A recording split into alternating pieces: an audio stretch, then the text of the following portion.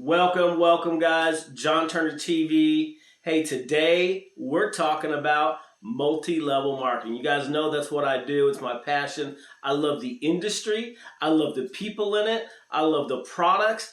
I love everything. But today I'm going to give you my top 3 reasons of why I love network marketing for the money. So when I started in network marketing, I was already successful. I already had a career. I already was an executive. So one thing I get asked all the time is, what made you leave it?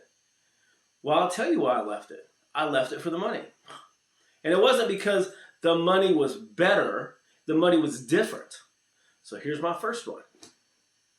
I recognized that sooner or later, I would have to quit trading time for money.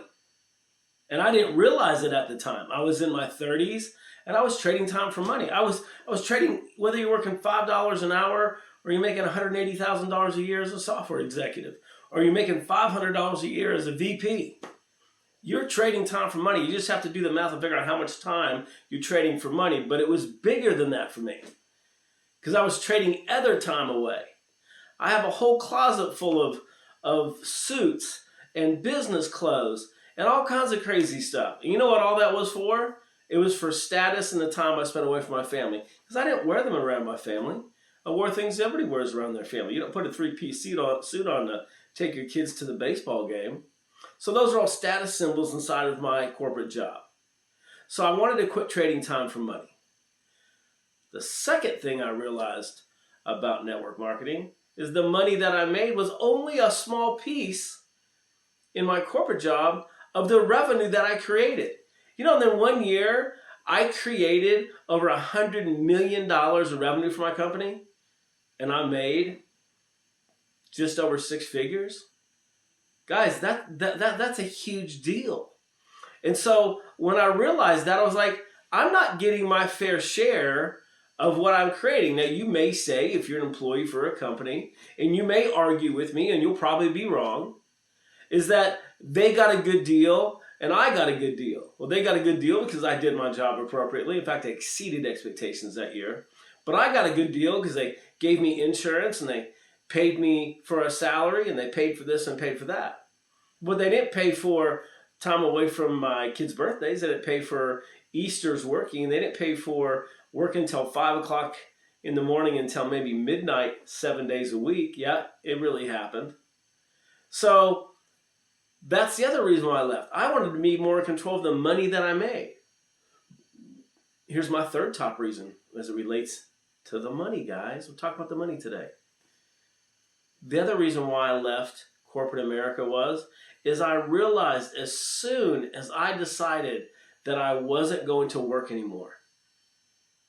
As soon as I decided, now some people call that retirement, or some people call that I'm just fed up, I'm going to go find another job, which is, you know, you'll hear it defined as just over broke. And a lot of people say that, but it's reality for most people. But I realized that whenever that day come, that I would stop trading time for money and I wanted to quit my job, I was going to lose my income. And I did the math. I sat down. I've been a financial advisor. I've worked in the arena before, many years ago. So I knew how to do the math of, okay, how much money I needed and how much money I was making. And it didn't make sense to me. And I was completely confused. Because I had, you know, you're going to work your whole career to develop a higher and higher lifestyle. So sooner you get to a point where you're really comfortable, like another car is not going to do any good, and taking another vacation is not going to make you any happier, and buying more clothes, that's not going to do it for you. I mean, you've accumulated all the stuff, so now you're kind of at that point. But did you know that 60% of the people who downsize, it's not because they're empty nesters, it's because they can't afford the lifestyle that they became accustomed to because now they're out of their earning years.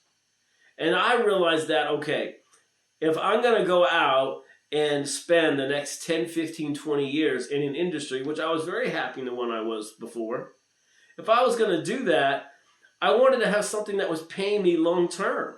I didn't want it just to be, you know, investments, stocks, bonds. I believe in all those things. I believe that you need to have a hefty savings account, emergency fund, equities, real estate. And I've got all those things.